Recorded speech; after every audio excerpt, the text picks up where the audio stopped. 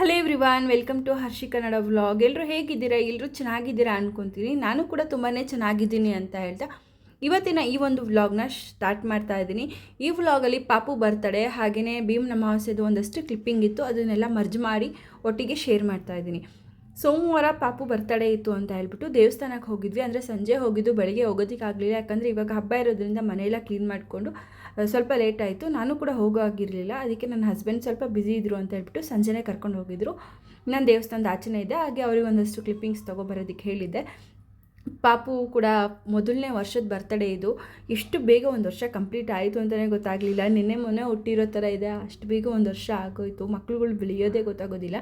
ಇನ್ನು ದೇವಸ್ಥಾನದಲ್ಲಿ ಪಾಪು ಹೆಸರಲ್ಲಿ ಅವಳದು ಜಾತಕ ಇಟ್ಬಿಟ್ಟು, ಅಂದರೆ ದೇವ್ರ ಹತ್ರ ಇಡಿಸ್ಬಿಟ್ಟು ಅರ್ಚನೆನ ಮಾಡಿಸ್ಕೊಂಬಂದ್ವಿ. ಹಾಗೆ ಅಲ್ಲಿಂದ ಫ್ಯಾನ್ಸಿ ಸ್ಟೋರಿಗೆ ಬಂದು ಒಂದಷ್ಟು ಸುಮ್ಮನೆ ಸಿಂಪಲಾಗಿ ಮನೆಯಲ್ಲೇ ಡೆಕೋರೇಷನ್ ಅಂದರೆ ಬಲೂನ್ಸ್ ಎಲ್ಲ ಇಟ್ಬಿಟ್ಟು ಹ್ಯಾಪಿ ಬರ್ಡೇ ಅನ್ನೋದು ಕಾರ್ಡ್ಸನ್ನ ಹಾಕ್ಬಿಟ್ಟು ಒಂದು ಕೇಕ್ ಕಟ್ ಮಾಡಿಸೋಣ ಅನ್ನೋ ಒಂದು ಪ್ಲ್ಯಾನ್ ಇತ್ತು. ಅದಕ್ಕೆ ಟೋಪಿಗಳು ಅಂದರೆ ಬರ್ಡೇ ಹ್ಯಾಟ್ ಬರ್ತಲ್ಲ, ಗೊಂಬೆಗಳಿಗೆಲ್ಲ ಹಾಕಿ ಒಂದಷ್ಟು ಬಲೂನ್ಸ್ ಎಲ್ಲ ಊದ್ಬಿಟ್ಟು ಇಟ್ಟು ಫೋಟೋ ತೆಗೀರ ಅಂತ ಹೇಳಿ, ಅಂದರೆ ಕೇಕ್ ಕಟ್ ಮಾಡಿಸೋಣ ಅಂತೇಳಿ ಅಂದ್ಕೊಂಡಿದ್ವಿ. ಅದಕ್ಕೆ ಫ್ಯಾನ್ಸಿ ಸ್ಟೋರಿಗೆ ಬಂದು ಅದನ್ನೆಲ್ಲ ತೊಗೋತಾ ಇದ್ವಿ. ಆ್ಯಕ್ಚುಯಲ್ ಬರ್ತಡೇ ಸೋಮವಾರ ನೆಕ್ಸ್ಟ್ 17ನೇ ತಾರೀಕು ಮಾಡಬೇಕು ಅಂತೇಳಿ ಅಂದ್ಕೊಂಡಿದ್ವಿ. ಯಾಕಂದರೆ ಅವತ್ತು ಕವನ್ ಬರ್ತಡೇ ಇರೋದ್ರಿಂದ ಇಬ್ಬರಿದು ಒಟ್ಟಿಗೆ ಮಾಡೋಣ ಅಂತ ಹೇಳ್ಬಿಟ್ಟು ಪಾಪು ಬರ್ತಡೇ ದಿನ ಜಸ್ಟ್ ಹಾಗೆಯೇ ಒಂದು ಕೇಕ್ನ ಕಟ್ ಮಾಡಿದ್ವಿ ಅಷ್ಟೇ. ಇನ್ನು ಆವಾಗಲೇ ಹೇಳ್ದಂಗೆ ಒಂದು ಸ್ವಲ್ಪ ಬಲೂನ್ಸ್ ಎಲ್ಲ ನೋಡಿಕೊಂಡು ತಗೊಳ್ತಾ ಇದ್ವಿ. ಪಾಪುಗೊಂಥರ ಕ್ಯೂರಿಯಾಸಿಟಿ, ಏನೋ ಮಾಡ್ತಿದ್ದಾರಲ್ಲ, ಏನೋ ತಗೋತಿದ್ದಾರಲ್ಲ ಅಂತೇಳ್ಬಿಟ್ಟು ಅದನ್ನ ಎಳೆಯೋದು ಇದನ್ನ ಎಳೆಯೋದು. ಇತ್ತೀಚೆಗಂತೂ ಸಿಕ್ಕಾಪಟ್ಟೆ ತುಂಟಿ ಆಗಿಬಿಟ್ಟಿದ್ದಾಳೆ ಅವಳು.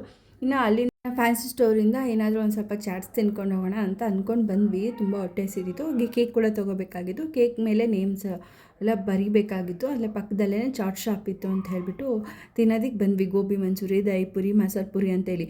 ಇವಳು ತಿನ್ನೋದಕ್ಕೆ ಬಿಡ್ತಾ ಇಲ್ಲ. ಒಂದು ನಿಮಿಷನೂ ಸುಮ್ಮನೆ ಕೂತ್ಕೊತಾನೇ ಇಲ್ಲ. ಅಷ್ಟು ಕಿತಾಪತಿ ಮಾಡ್ತಿದ್ದಾಳೆ. ಈ ಕಡೆ ನನ್ನ ಹಸ್ಬೆಂಡ್ ತಿನ್ನು ಅಂತ, ಈ ಕಡೆ ಇವಳು ನೋಡಿದ್ರೆ ಕಿತಾಪತಿ. ಒಂದು ನಿಮಿಷನೂ ಸುಮ್ಮನೆ ಬಿಡ್ತಾನೆ ಇರಲಿಲ್ಲ. ಅವಳು ಅದನ್ನು ತಿನ್ನೋದಕ್ಕೆ ಹೋಗ್ತಾಳೆ. ನಾನು ಈ ಥರ ಎಲ್ಲ ತಿನ್ಸೋದಕ್ಕೆ ಹೋಗೋದಿಲ್ಲ. ಅಂದರೆ ಏನಿದೆಯೋ ಮನೇಲಿ ಏನು ನಾವು ಅವಳಿಗೆ ಪಾಪುಗೆ ರಾಗಿ ಸರಿ, ಅನ್ನ, ದಾಲ್ ಕಿಚಡಿ ಆ ಥರ ಮಾಡ್ತೀವೋ ಅಷ್ಟನ್ನು ಮಾತ್ರ ನನಗೆ ತಿನ್ಸೋದಕ್ಕೆ ಇಷ್ಟ. ನಮ್ಮನೇಲಿ ಎಲ್ಲರೂ ಏನಾದರೂ ತಿಂತಿದ್ರೆ ಅವಳು ಕೇಳ್ತಾಳೆ ಅಂತ ಹೇಳ್ಬಿಟ್ಟು ತಿನ್ನಿಸ್ತಾರೆ.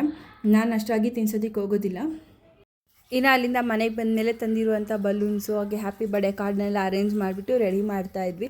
ತುಂಬ ಗ್ರ್ಯಾಂಡಾಗಿ ಏನು ಮಾಡಲಿಲ್ಲ. ಸುಮ್ಮನೆ ಸಿಂಪಲ್ಲಾಗಿ ಒಂದು ಕೇಕ್ನ ತೊಗೊಂಬಂದಿದ್ವಿ. ಮನೆಯಲ್ಲಿ ಸ್ವಲ್ಪ ಸ್ವೀಟು, ಪಾಯಸ, ಚಿತ್ರಾನ್ನ ಆ ಥರ ಎಲ್ಲ ಮಾಡಿದರು. ನಾವು ಈ ಥರ ಬಲೂನ್ಸ್ ಎಲ್ಲ ಇಟ್ಬಿಟ್ಟು ಅವಳು ಅದ್ರ ಮಧ್ಯೆ ಒಂದು ಪುಟ್ಟ ಕೇಕ್ ಇಟ್ಬಿಟ್ಟು ಕಟ್ ಮಾಡಿಸಿದ್ವಿ. ಯಾಕಂದರೆ ನಾಮಕರಣ ನಾವು ತುಂಬ ಗ್ರ್ಯಾಂಡಾಗಿ ಮಾಡಿದ್ವಿ. ನಾವು ಬರ್ಡೇನೇ ಮಾಡಬೇಕು ಅಂತೇಳಿ ನಮ್ಮ ಮೈಂಡಲ್ಲಿ ಇದ್ದಿದ್ದು ಸ್ಟಾರ್ಟಿಂಗಿಂದ, ಪಾಪು ಹುಟ್ಟೋದಕ್ಕಿಂತ ಮುಂಚೆನೂ. ಅದೇನೋ ಗೊತ್ತಿಲ್ಲ, ನಾಮಕರಣ ಮಾಡೋಕ್ಕೆ 2 ತಿಂಗಳು ಹಿಂದೆ ತುಂಬ ಅನ್ನಿಸ್ತಿದ್ದು, ಯಾಕೋ ನಾಮಕರಣ ಮಾಡಬೇಕಲ್ಲ. ಯಾಕಂದರೆ ಕವಂದೆಲ್ಲ ಮಾಡಿದ್ವಿ. ಅವಳದು ತುಂಬಾ ಚೆನ್ನಾಗಿ ಮಾಡಿದ್ವಿ ಹಾಲಲ್ಲೇ. ಇವಳ್ದು ಯಾಕೆ ಬಿಡೋಣ, ಇವಳು ಹೆಣ್ಮಗು ಅಲ್ವಾ ಅಂತ ಹೇಳ್ಬಿಟ್ಟು ಅದಕ್ಕೆ ಇವಳ್ದು ಕೂಡ ಡಿಸೆಂಬರಲ್ಲಿ ನಾಮಕರಣ ಮಾಡಿದ್ವಿ.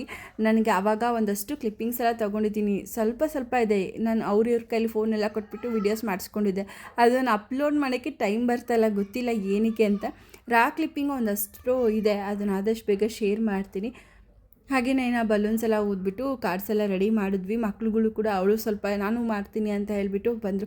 ಈ ಸಣ್ಣ ಮಕ್ಳುಗಳು ದೊಡ್ಡವ್ರು ಏನು ಮಾಡ್ತಿರ್ತಾರೋ ಅದ್ರ ಮಧ್ಯದಲ್ಲಿ ಬಂದು ಅವರು ಮಾಡೋದು ತನಕ ಸಮಾಧಾನ ಇರೋದಿಲ್ಲ. ಹಾಗೆ ನಮ್ಮನೆ ಮಕ್ಕಳನ್ನು ಕೂಡ ರೂಮ್ ಡೋರ್ ಮುಂದೆನೇ ಎಲ್ಲ ಗೊಂಬೆಗಳನ್ನೆಲ್ಲ ಇಟ್ಟು ಅರೇಂಜ್ ಮಾಡ್ತಾಯಿದ್ವಿ. ಅಂದರೆ ಅವಳಿಗೆ ಖುಷಿ ಆಗೋ ಥರ ಮಾಡೋಣ ಅಂತ ಹೇಳ್ಬಿಟ್ಟು ಗೊಂಬೆಗಳಿಗೆ ಒಂಥರ ಹ್ಯಾಟೆಲ್ಲ ಹಾಕಿ ಫೋಟೋಸಿಗೆಲ್ಲ ತುಂಬಾ ಚೆನ್ನಾಗಿರುತ್ತೆ ಅಂತ ಹೇಳ್ಬಿಟ್ಟು ಈ ಥರ ರೂಮ್ ಡೋರ್ ಮುಂದೆನೇ ಎಲ್ಲ ಗೊಂಬೆಗಳನ್ನ ಅರೇಂಜ್ ಮಾಡಿ ಇಡ್ತಾ ಇದ್ದೀವಿ.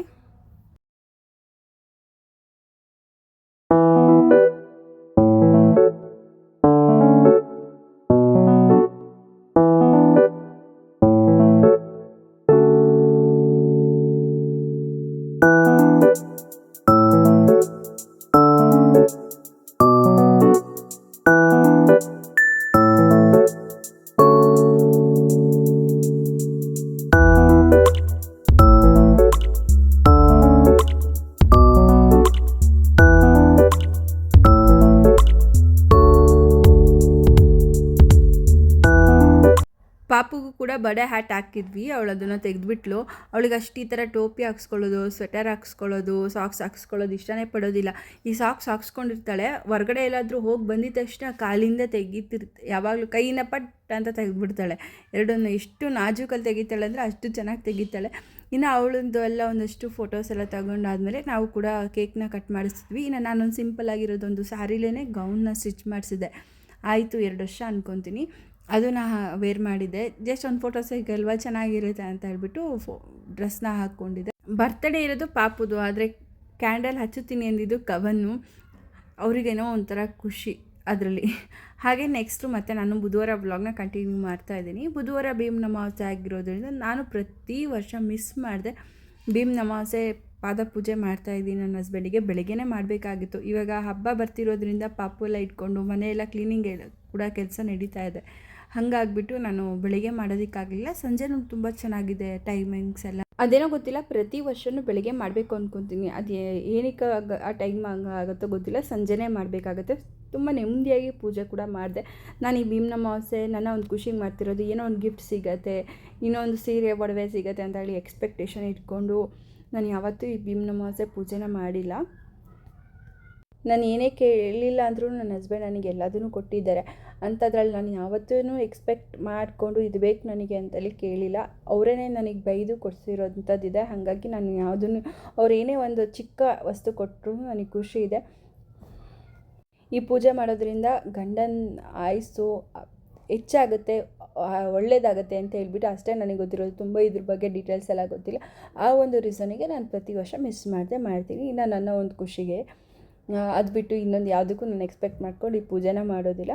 ಹಾಗೆಯೇ ಈ ವ್ಲಾಗ್ ತುಂಬ ಜಾಸ್ತಿ ಕ್ಲಿಪ್ಪಿಂಗ್ಸ್ ಎಲ್ಲ ಆ್ಯಡ್ ಮಾಡೋದಕ್ಕಾಗಲಿಲ್ಲ. ನನ್ನ ಹತ್ರ ಎಷ್ಟೆಷ್ಟು ಕ್ಲಿಪ್ಪಿಂಗ್ಸ್ ಇದೆ, ಎಷ್ಟೆಷ್ಟು ದಿನದ ವ್ಲಾಗ್ ನಾನು ಮಾಡ್ಕೊಂಡಿದ್ದೀನಿ ಅಂತ ಅಂದ್ಬಿಟ್ಟು ಒಟ್ಟಿಗೆ ಮಾಡ್ಕೊಂಡಿದ್ದೀನಲ್ಲ, ಅದನ್ನೆಲ್ಲ ಒಟ್ಟಿಗೆ ಮರ್ಜ್ ಮಾಡಿ ಶೇರ್ ಮಾಡ್ತಿದ್ದೀನಿ. ತುಂಬ ಸಣ್ಣ ವ್ಲಾಗು, ತುಂಬ ದೊಡ್ಡದಕ್ಕೆ ಏನು ಮಾಡೋದಕ್ಕಾಗಲಿಲ್ಲ. ಯಾಕಂದರೆ ಪಾಪು ಇಟ್ಕೊಂಡು ವ್ಲಾಗ್ ಎಲ್ಲ ಜಾಸ್ತಿ ಮಾಡ್ಕೊಳ್ಳೋದಕ್ಕಾಗೋದಿಲ್ಲ. ಹೋಗ್ತೀವಿ, ಬಟ್ ಪ್ರತಿ ಸರಿನೂ ತೋರಿಸ್ಕೊಂಡು ಮಾಡಿದ್ದನ್ನೇ ಮಾಡಿಕೊಂಡು ನಿಮ್ಮ ಜೊತೆಗೆ ಶೇರ್ ಮಾಡೋದಕ್ಕೂ ನನಗೂ ಕೂಡ ಬೇಜಾರು ಅನಿಸುತ್ತೆ, ನಿಮಗೂ ಕೂಡ ನೋಡೋರಿಗೂ ಕೂಡ ಅದು ಬೋರ್ ಅನಿಸುತ್ತೆ.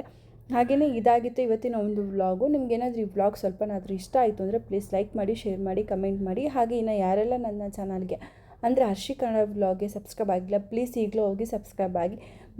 ಮತ್ತೆ ಹೊಸ ವ್ಲಾಗಲ್ಲಿ ನಿಮ್ಮ ಜೊತೆ ಸಿಗ್ತೀನಿ ಅಂತ ಹೇಳ್ತಾ ಈ ವ್ಲಾಗ್ನ ಇಲ್ಲಿಗೆ ಮುಗಿಸ್ತಾ ಇದ್ದೀನಿ. Thank you. See in the next vlog.